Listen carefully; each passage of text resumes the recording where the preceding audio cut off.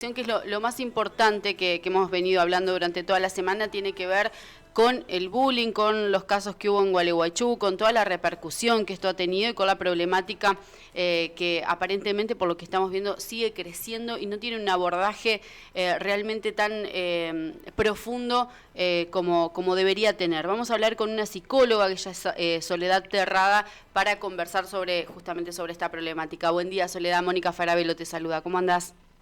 Hola Mónica, ¿cómo estás? Buenos días a todos. Bueno, gracias Soledad por atendernos y tratando de entender un poco sobre estos casos, sobre cómo surge o por qué surge esta violencia entre pares siendo tan chicos, ¿no? Digo, esto viene de la familia, surge en la escuela por la interrelación de ellos. ¿De dónde surge esta forma de relacionarse entre los chicos?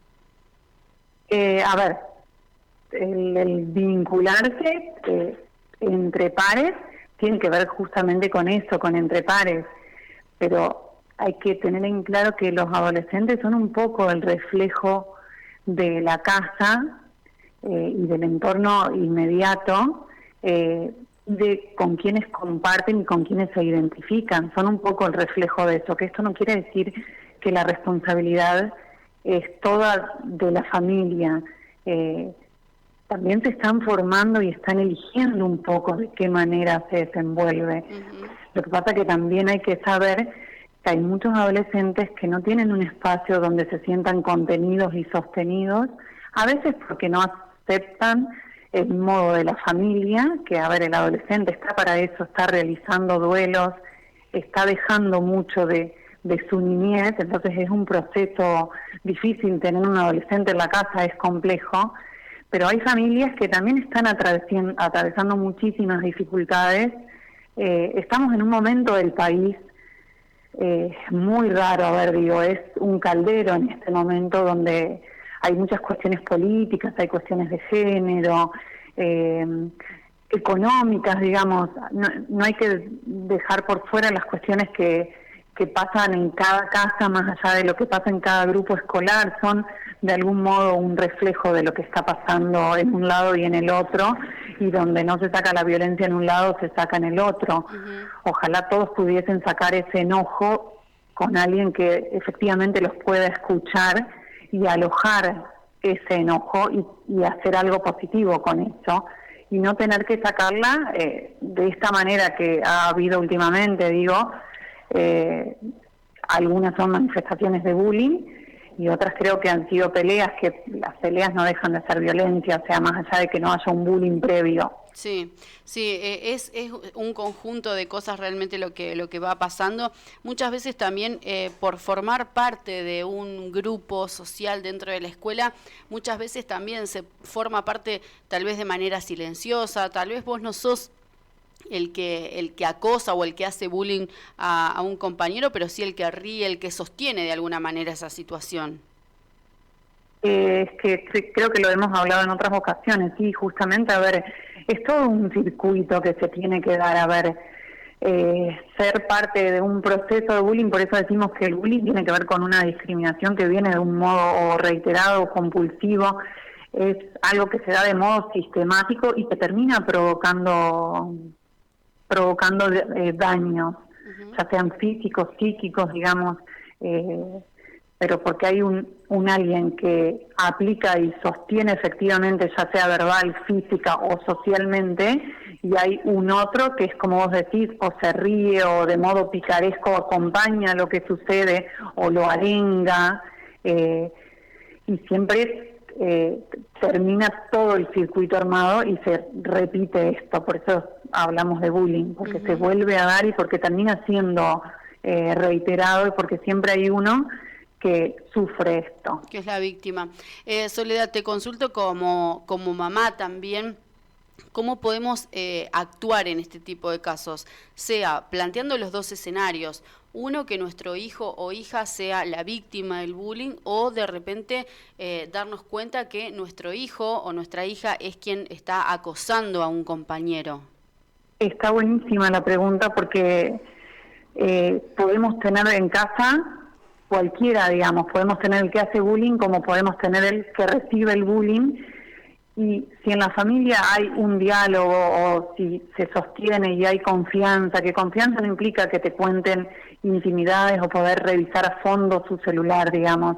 Confianza implica poder hablar y saber algunos aspectos de la vida de tu hijo, vos podés hablarlo y podés charlarlo, y siempre en estos puntos funciona muchísimo la empatía, y charlar desde que se puede estar de un lado o se puede estar del otro, y conocer a tu hijo o darle ese lugar implica que vos podés ver como mamá, como papá, como abuela, como tía, tío, cuáles son los factores de riesgo para que tu hijo o haga bullying o reciba bullying, como cuáles son los factores protectores y que lo van a contener o fortalecer. Como mamá, como papá, te vas a dar cuenta de eso, y si no te das cuenta, podés hablarlo incluso con tu hijo para descubrir quién es ese hijo que se está formando o cómo está creciendo tu hijo. Uh-huh. Sí, es complicado también muchas veces estar alerta a todo lo que le pasa a nuestros hijos adolescentes, porque por ahí muchas veces ellos son tan de resguardarse sus cosas que muchas veces les cuesta contar lo que les está pasando en la escuela, les da vergüenza decir que son la víctima de esta situación. Digo, también hay profundizar en el diálogo para que ellos puedan confiar y contarnos lo que les está pasando. Y uno ve indicios, se da cuenta, tiene registros que te permiten ver que hay algo que está cambiando y que no tiene que ver solo con el proceso adolescente. Vos te das cuenta cuando tu hijo está adoleciendo y está enojado, violento, porque está en esa situación, y cuando está violento o enojado porque está atravesando o viviendo algo, o porque está haciendo vivir a un otro una situación fea, que también implica que algo le está pasando. Digamos, el que hace bullying no la pasa siempre bien. A ver, en la ciudad venimos de hechos como muy graves, entonces uno no se detiene en el que hace el bullying, pero evidentemente es un reflejo de algo que está atravesando y viviendo. Entonces hay que poder ver las dos partes. Como mamá, cuando uno es el que tiene en casa, el que recibe el bullying, generalmente te vas a poner en el punto de poder fortalecer a tu hijo y darle recursos para que pueda sostener y seguir adelante y defenderse desde ese lugar. Cuando tu hijo es el que hace el bullying, muchas veces no hay una familia del otro lado. Bueno. A ver, hay veces que sí, digamos, no quiere decir que pasa solo en algunas familias, pero hay veces que ese chico que hace bullying es su manera de manifestarse o de decir: nadie me mira, nadie me está viendo. Digamos, para ver hay que mirar. Nadie ni siquiera lo ve. ¿Cómo vemos a alguien, cómo miramos a alguien que nadie ve? Que es un número. Soledad, buen día, Marcos Jaworki. Hola, ¿cómo estás? Bien. Ayer escuchábamos también con respecto a ciertas posturas en el caso de poder tener un protocolo en los colegios, en el caso de que haya o qué es lo que se va a tratar con aquel que lo recibe el bullying y aquel que es el que lo hace. Y recién apuntabas que muchas veces no nos fijamos o no se presta mucha atención al que hace el bullying, porque siempre por ahí es más importante el que lo recibe. Y hablaba es más importante, a ver, pido disculpas si no es el término, la semántica por ahí no es la correcta, pero creo que hay que poder mirar a los dos lados. Digo, los adultos tendríamos que poder sacarnos esa capa que nos viste de odio, de enojo, y lograr una mediación entre adolescentes, porque hoy tenemos las posibilidades. Si no, digamos, y el que hace bullying no es mi hijo, es un delito y es terrible. Ahora, si es mi hijo, charlémoslo, a ver. Claro. Entonces, por eso te decía, porque ayer explicaban que el hecho de que en un protocolo X que se podría llegar a hacer, a la hora de castigar, entre comillas, al que lo hace el bullying, tampoco hay que hacerlo en el modo de que parezca que también se le está haciendo bullying en ese sentido. Que claro, no es exponerlo. No, a ver, por eso creo que hay que pensarlo muy bien y hay que ver cómo se plantea la mediación. Para mí la mediación es genial hasta en el plano judicial. El poder hablar y enfrentar a la víctima con el victimario permite que ambos puedan empatizar con el otro más allá del enojo. Entonces, desde ese lugar hay que sí sentarse y pensar el protocolo, a ver cómo lo encaramos, cómo lo pensamos, qué preguntas hacemos efectivamente y cuáles permitimos que sean más bien desde una cuestión que van surgiendo en el momento, o sea, como para poder ver los dos lugares y que desde los dos lugares se pueda pensar al otro. Uh-huh. Porque si no seguimos trabajando en el uno a uno, y esto es social y tiene que ver con los grupos de pares.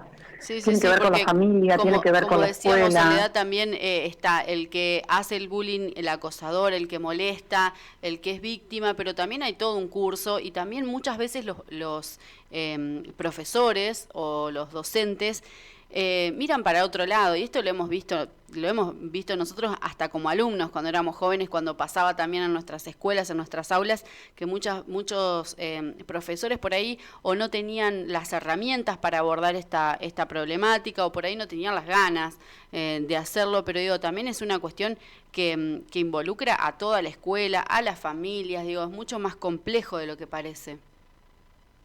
Yo creo que sí, a ver, si tengo que hacer como un parámetro con lo que pasaba antes y con lo que pasaba hoy, no sé si antes no nos enterábamos o se hablaba más en las escuelas o se solucionaba a ver de otro modo. Hoy está llegando a grados de violencia a escala muy alta, donde me parece que la escuela debería poder implicarse más allá de la familia también, porque el adolescente, si pierde el espacio de la escuela, termina perdiendo todo a la larga. Uh-huh. Porque ese adolescente que pierde la escuela evidentemente ya perdió su familia de algún modo. Sí, Soledad, también lo que hablábamos de en comparación de lo que pasaba antes, digo, hace 15 años atrás, 20 años, no es que hace 1000 años atrás, es que cuando nosotros salíamos de la escuela podíamos, por ejemplo, ir con nuestros pares de el deporte, de la danza, no sé, de guitarra, de donde pudiéramos refugiarnos o que nos gustara algo que hacíamos extra clase,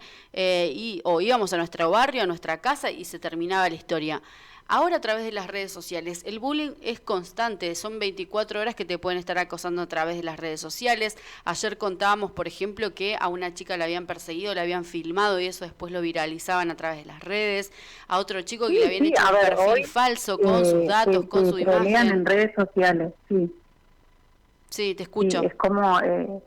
y es un factor que, a ver, tiene un montón de cosas positivas, todo lo que es lo tecnológico, pero por otro lado se nos ha ido un montón de las manos porque hay algo que no se puede controlar. Uh-huh. Entonces en ese punto sí es crear y generar conciencia, donde el otro es un otro que también sufre, que también atraviesa, que también le están pasando cosas, digo, y seguimos en esto de trabajar en el uno a uno, y en el uno a uno entiende que logra cambios. Pero si se trabajara como a gran escala en el aula, en la escuela, habría cambios muchísimo más grandes. Claro, seguro. Soledad, te agradecemos muchísimo el tiempo, te mandamos un abrazo. No, muchísimas gracias a ustedes, saludos a todos y que tengan muy buenos días. Igualmente. Ahí pasaba Soledad Terraz, ella es psicóloga, y hablando sobre esta problemática que va creciendo en las aulas, lamentablemente, en esta última semana acá en Gualeguaychú. Hemos tenido la triste noticia de 2 casos muy trascendentes, muy importantes. Uno es este joven de la Escuela Técnica número 3 que volvió con el ojo rojo, el ojo lastimado, tras recibir un golpe. Terminó en el hospital. Otra chica de la Escuela Técnica número 1 que fue no solamente que es acosada en el aula, sino que después las compañeras la persiguieron molestándola, acosándola, amenazándola, la filmaban y después distribuían esa filmación entre pares. La verdad que es muy triste y bueno, y también muchas veces que también recibimos mensajes y comentarios de la gente, ¿cómo resolverlo? Bueno, no se resuelve a lo guapo, digo, todo lo contrario, es una problemática que implica la violencia y que nunca se va a resolver con más violencia.